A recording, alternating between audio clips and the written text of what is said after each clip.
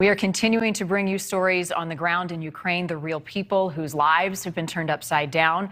Right now, 3 million, as I said, people from Ukraine have escaped to safety, to refuge, but there are many more who have stayed behind, millions more. Yulia Zandonova and her 2 kids have been spending most nights in a bunker. They are hearing those air raid sirens from above with little to no light ever since the Russian forces attacked her city in the last couple of weeks. Yulia captured some video in Chernihiv. This is a city about 290,000 people. It's located 75 miles northeast of Kyiv, the capital. And as we've been telling you tonight, Kyiv really under attack, more so than we've seen in the last couple of days.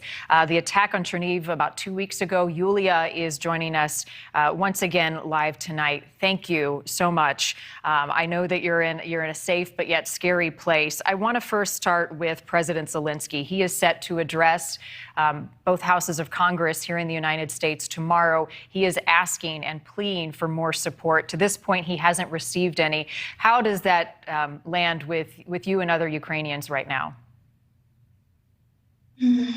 Right now, people are hoping every day that peace will come and that we will defend easier and that we will have our life like it was before. We are praying every day, and I see all my friends, we communicate every day on the phone or just message to each other, and people just have hope in their heart and nothing more, because nothing more is left.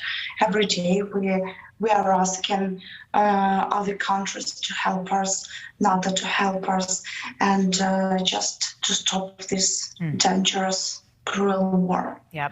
Yulia, President Zelensky has also suggested that Ukraine becoming part of NATO is a non-starter at this point. Your thoughts on that? Yeah, I heard it, and we see that all actions which our president does, they are correct. We are for our president, we are for our army. We just pray God to make our Ukraine safe. Even our children are making toys. Today, my children also made a toy of little Zelensky, because this is like. I don't know, the perfect person right now for us, and we believe in everything what he does. Yeah, he's being described as a war hero, and in every sense of the word, he has been giving you all so much hope. Your experience in the last 24 hours, tell us what you're seeing, what you're hearing from where you are.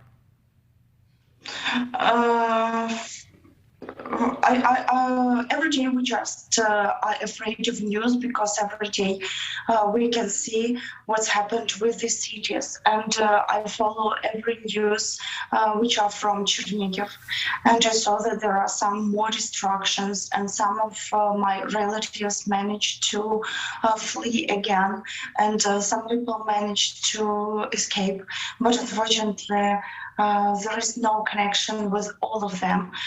We try to call, to message, to send SMS, but not all of them answer. So it is very difficult time for understanding, because we don't know much. But of course we follow the news which are in the world. We see that some new troops are coming to us, and of course it is a great help. Yulia, you mentioned your children. How old are they? They are 11 and 13. By the way, Ilya has birthday today, so he's 14 today. Oh, well, what a way to spend your birthday. What questions are they asking you? How are you helping them process exactly what's happened as we look at your kids on the screen right now? They can understand everything right now, because all of the conversations, all the talks we have here are about war. So the main questions they ask: when will it start? Will we come back? Will we have the peaceful life again? And every time when they hear some sounds, they ask me whether Are they shooting? Is it a bomb? Are we safe now? How do you process everything that you've seen? The last time we spoke, you went into great deal describing the explosion that had happened near where you were and seeing body parts strewn about the ground. How do you come to grips with witnessing that? You can't unsee something like that. It's very difficult, and that is my experience, which we will remember for the rest of our life. But we are trying to switch our mind to other things, like we are trying to read some books when we have some peaceful time, and we are trying to do some maybe calculations, like doing some maths together with children, and I'm planning to start some English lessons with them, just to switch their mind, just to have psychological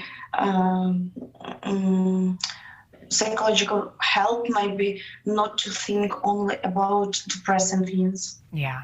It's hard to fathom the conversations that you're having based on what you're going through. In terms of supplies, do you have what you need? How long can you stay down in some of these bunkers? Nowadays, yes. Sometimes we stay for 5 or 6 hours until there is cancellation. Sometimes we're lucky to stay there about 1 hour. It's not a problem. 1 hour is nothing, because before in Chernihiv we could stay there for 24 hours every day, not even having any possibility to go out. Nowadays we can have some sirens and we just run to the shelter. Sometimes, usually they are during the night, but the last night and this night, I hope, because now we have night and still, I hope we will not have sirens. But yesterday we had sirens 3 times, and each of them were for 1 or 2 hours.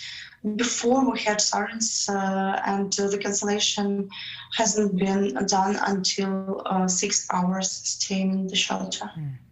Yulia coming to us live in the dark in a safe place, but underground because of shelling above. Yulia, as always, you're our eyes and ears, and we thank you for sharing parts of your story with us tonight, all these miles away. Be safe, and our best to those kids of yours, okay? Thank you. Thanks for watching. Click the red subscribe button below so you can get more of NewsNation's fact-driven, unbiased coverage.